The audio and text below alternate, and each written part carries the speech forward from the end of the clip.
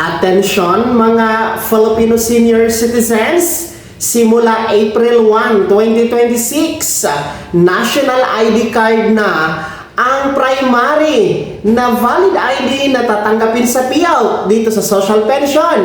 Buong detalye mamaya-maya pag-uusapan natin. Hello mga ka-vlogs! Welcome dito sa aking YouTube channel. Magandang araw po sa lahat ng mga manonood. Saan po kayong dako sa mundo? Kumusta mga ka-vlogs? Eto, makinig kayo mga lolo at lola, anunsyo po mula sa DSWD kung saan simula ngayong Abril 1, 2026, ang national ID card na po ang primary valid ID na tatanggapin para po sa inyong pag-claim o payout ng inyong social pension. Yes, no, mga lolo at lola, kailangan meron kayong national ID card na. Ang lahat dapat rehistrado na po sa PhilSys para po magamit ninyo sa inyong payout simula April 1, 2026. Kaya nga po ang DSWD ay hinihikayat po ang lahat ng mga senior citizens na magparehistro na sa PhilSys o kumuha na dapat ng national ID card. No, yung mga hindi pa po nakarehistro, punta kayo sa pinakamalapit na PSA or PhilSys site mga ka-vlogs para magparehistro kayo. Yung mga senior citizen po natin na mga bedridden na wala pang national ID card, pwede po mag-request ang inyong authorized representative sa DSWD regional office ninyo para puntahan po sa bahay ng bedridden na senior citizen para doon gagawin po ang registration ng national ID card. So, mahalaga ito dahil hindi po kayo makaka-payout, hindi po maibibigay ang inyong social pension during the payout schedule kapag wala kayong national ID card. So simula ito ngayong April 1, 2026. Sa kasalukuyan kasi mga ka-vlogs ay ang ginagamit po para sa pag-claim o pag-payout dito sa social pension ay yung senior citizen ID from the OSCA. No, or yung OSCA Senior Citizen ID natin and other valid ID. So, wala pa naman pong IRR or circular ang DSWD na inilabas kung ito ba'y talagang strictly for implementation, no, itong national ID card for social pension payout.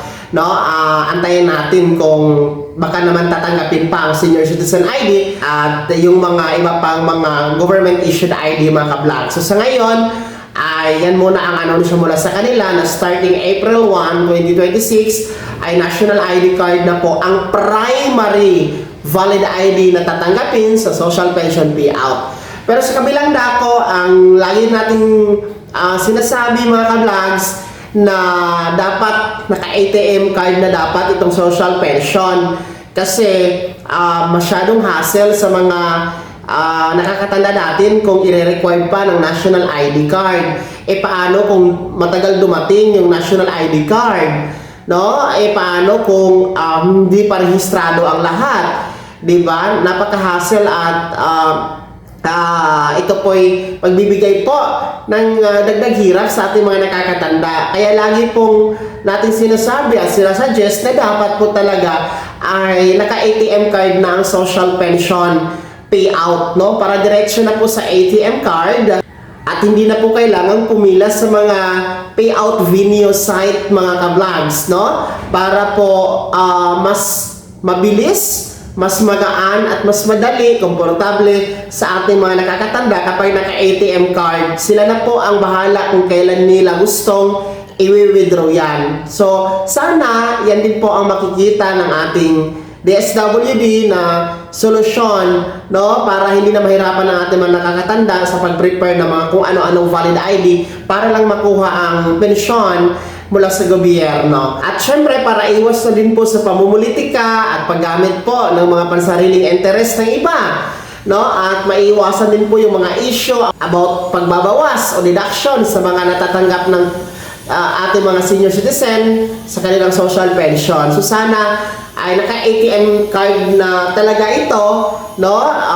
Yan talaga yung ating suggestion na dapat pakinggan naman ng ating mga kinauukulan, particular po sa DSWD. So, yan ha, ulitin ko, starting April 1, 2026, ay national ID card na po ang gagamitin for primary valid ID for your social pension payout, mga lolo at lola ng mga beneficiaryo ng social pension. Kaya naman, mga senior citizens, sino sa inyo dito ang wala pang national ID card?